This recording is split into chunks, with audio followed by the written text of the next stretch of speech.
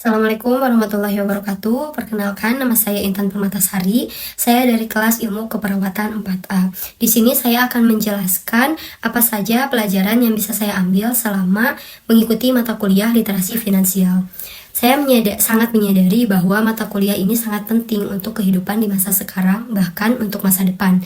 Lewat mata kuliah ini, saya juga diajarkan bagaimana strategi cerdas cari uang, bagaimana mengelola keuangan dengan benar, dan mengalokasikan uang tersebut dengan tabungan deposito, pasar modal seperti reksadana, obligasi, dan saham, serta asuransi.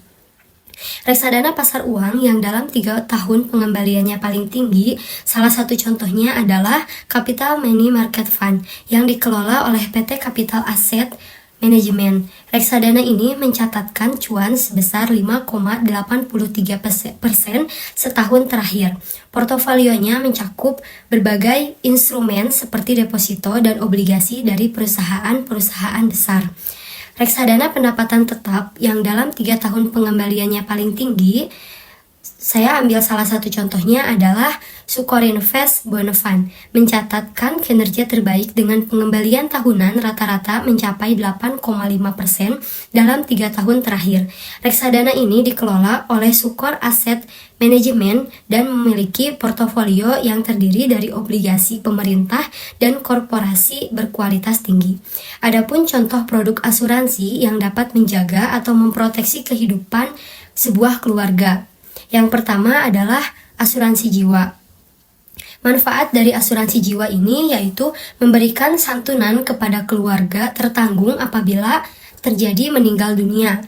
Lalu santunan dapat digunakan untuk melunasi hutang, biaya pendidikan anak, atau kebutuhan hidup keluarga lainnya.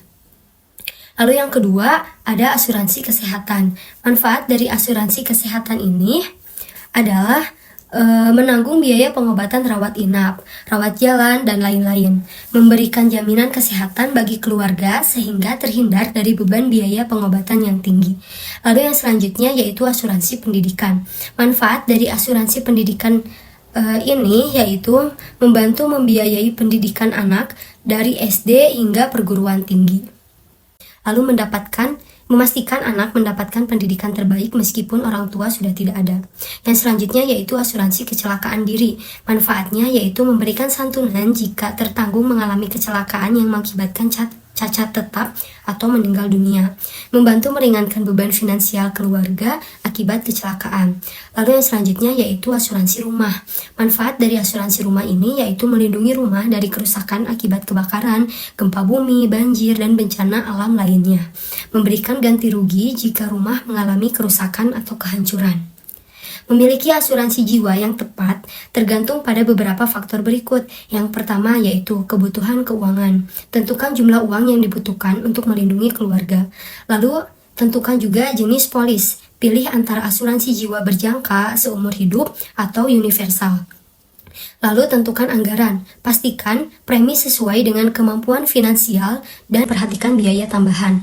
Selanjutnya kondisi kesehatan. Kesehatan mempengaruhi besar kecilnya premi. Selanjutnya yaitu manfaat tambahan, pertimbangkan riders untuk perlindungan ekstra seperti penyakit krisis atau kecelakaan. Lalu penjelasan secara singkat, rencana keuangan saya mulai dari saat sekarang, saat lulus, saat mulai bekerja dan berkeluarga. Saat ini, saya belum bekerja. Saya menggunakan metode 50-30-20. Jumlah dana yang dikelola yaitu 1 juta per bulan. Cara mengembangkan dana, 50% untuk kebutuhan seperti uang jajan dan bensin, 30% untuk keinginan seperti hiburan dan lain-lain, 20% untuk tabungan, investasi saat ini untuk membeli emas. Cara memproteksi dana, menyimpan dana di bank terpercaya dengan asuransi simpanan, menghindari pengeluaran konsumtif yang tidak perlu. Lalu saat lulus kuliah, mulai bekerja dan berkeluarga, mungkin akan diganti dengan menggunakan metode 70-20-10 karena pasti kebutuhan saat ini akan bertambah. Jumlah dana yang dikelola sekitar 10-10 juta per bulan. Cara mengembangkan dana 70% untuk kebutuhan, 20% untuk keinginan, dan 10% untuk tabungan. Tabungan dan dana darurat saat lulus kuliah dan saat bekerja menyisihkan dana lebih untuk kebutuhan darurat dan menabung untuk tujuan jangka panjang seperti pembelian properti. Tabungan dan dana darurat saat berkeluarga mengoptimalkan tabungan untuk biaya pendidikan anak dan kebutuhan keluarga lainnya.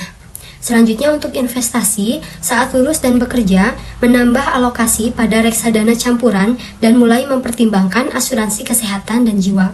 Selanjutnya, investasi saat bekerja diversifikasi ke properti, reksadana pendapatan tetap, serta asuransi pendidikan dan jiwa untuk melindungi masa depan keluarga. Cara mengembangkan dan memproteksi keuangan, cara saya yang pertama, tabungan. Menjaga likuiditas untuk kebutuhan mendesak dan rencana jangka pendek. Yang kedua yaitu investasi, diversifikasi ke berbagai instrumen seperti reksadana, saham, obligasi, dan properti untuk mengoptimalkan pertumbuhan modal. Yang ketiga yaitu asuransi, menggunakan produk asuransi jiwa, kesehatan, pendidikan, dan kecelakaan untuk proteksi finansial. Mungkin segitu saja yang bisa saya sampaikan. Mohon maaf bila ada kesalahan. Wassalamualaikum warahmatullahi wabarakatuh.